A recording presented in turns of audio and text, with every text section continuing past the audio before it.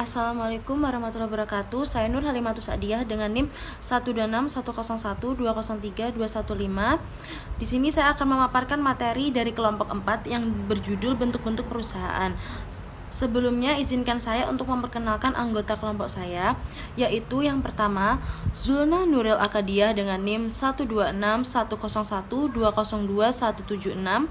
Yang kedua ada Nur Aida Khairunisa dengan NIM 1261012021777.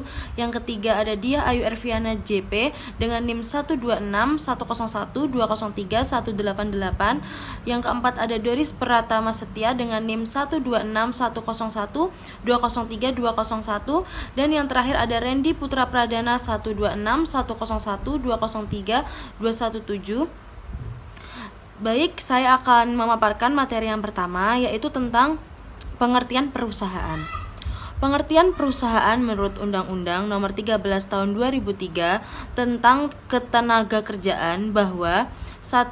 Perusahaan ialah setiap bentuk usaha yang berbadan hukum atau tidak, milik orang perseorangan, milik persekutuan, atau milik badan hukum, baik milik swasta maupun milik negara, yang mempekerjakan pekerja atau buruh dengan membayar upah atau imbalan dalam bentuk lain.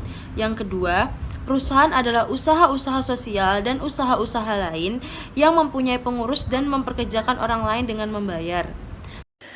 Baik, selanjutnya yaitu bentuk perusahaan koperasi.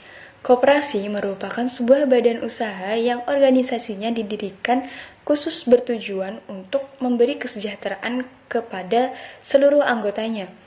Tujuan memberi kesejahteraan tersebut lebih kepada sektor ekonomi. Badan usaha ini dibentuk dengan asas kekeluargaan, sebab badan usaha ini memprioritaskan anggota di dalamnya. Lalu, definisi koperasi ini juga disebutkan di dalam Undang-Undang Nomor 25 Tahun 1992 tentang perkoperasian. Dalam pasal 1 undang-undang tersebut berbunyi, badan koperasi merupakan badan usaha yang memiliki anggota perseorangan atau badan hukum dengan landasan kegiatan dasar prinsip dari koperasi. Baik, saya akan melanjutkan materi berikutnya. Beberapa jenis koperasi menurut ketentuan undang-undang adalah 1. Koperasi simpan pinjam adalah koperasi yang beranggotakan masyarakat baik selaku konsumen maupun produsen barang. 2. Koperasi konsumen adalah koperasi yang beranggotakan para konsumen atau pemakai barang kebutuhan sehari-hari. 3. Koperasi produsen adalah koperasi yang beranggotakan para persudin barang dan memiliki usaha rumah tangga. 4. Koperasi pemasaran adalah koperasi yang beranggotakan para pemasok barang hasil produksi. 5. Koperasi jasa adalah koperasi yang menyelenggarakan fungsi pelayanan dan jasa tertentu untuk kepentingan anggota, misalnya jasa asuransi, angkutan, audit, pendidikan, dan pelatih, dan sebagainya. Baik, materi selanjutnya yaitu C. Bentuk perusahaan yayasan.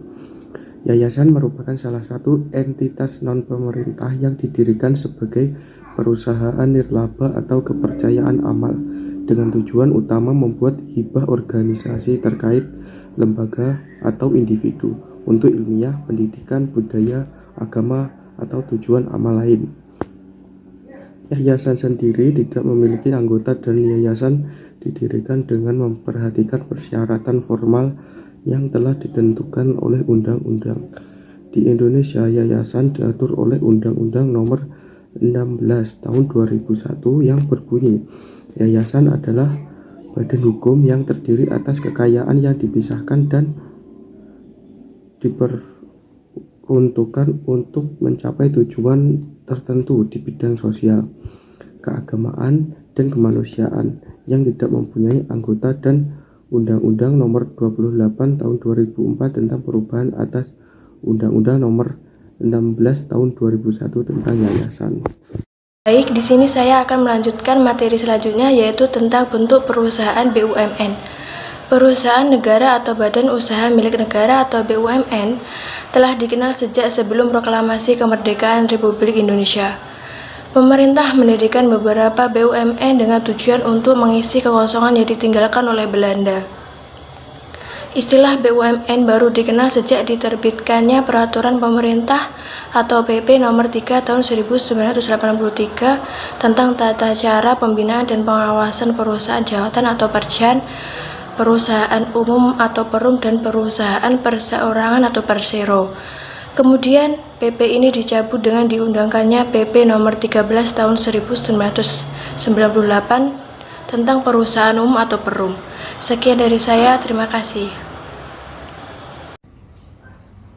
Baik, di sini saya akan menjelaskan materi yang terakhir mengenai perbedaan antara koperasi, yayasan, dan BUMN. Pengertian umum dari koperasi adalah suatu organisasi ekonomi yang berasaskan kekeluargaan dan beranggotakan orang-orang yang mempunyai tujuan yang sama. Berbeda dengan koperasi, yayasan adalah bidang hukum yang pada umumnya bersifat non-profit. Biasanya, tujuan dari pendirian yayasan berhubungan dengan bidang sosial, keagamaan, dan kemanusiaan. Sedangkan BUMN merupakan organisasi yang dimiliki oleh pemerintah, baik pusat maupun daerah, dengan penyertaan modal sebesar 50% atau lebih. BUMN berada di top manajerial pemerintah, yang meliputi hak untuk menunjuk top manajemen dan menentukan kebijaksanaan pokok. Sekian pemaparan materi dari kelompok 4. Bila ada kurang lebihnya mohon maaf. Wassalamualaikum warahmatullahi wabarakatuh.